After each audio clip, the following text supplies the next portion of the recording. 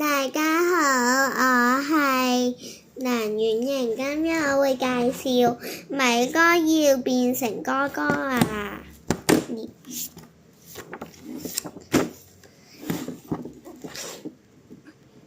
呢個係米哥，同埋佢個媽咪，佢個肚仔就好大嘅，喺裏面個肚有小寶寶。如果小寶寶係女仔，米哥就會照顧一個妹妹；如果小寶寶係一個男仔，米哥就要照顧一個小弟弟。米哥嘅肚子都好大啊！你個肚子大唔大啊？米哥嘻嘻哈哈咁樣笑，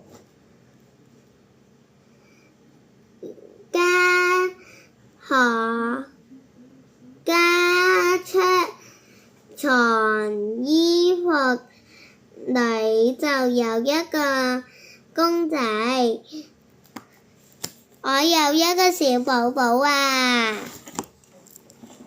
小寶寶就喺呢度，佢有個車，佢有個積木，同埋佢有個床俾佢，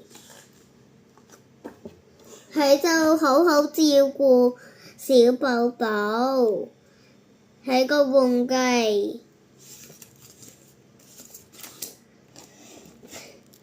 媽咪就喺度瞓覺，個公仔都喺度瞓覺啊！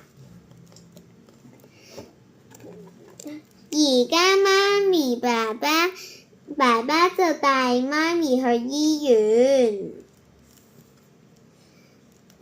因為佢要生出一個小寶寶，我個嫲嫲就照顧我喺家度，我就玩住遊戲先。我哋就喺度食嘢，媽媽爸爸就喺度喺醫院度，米哥好開心啊！米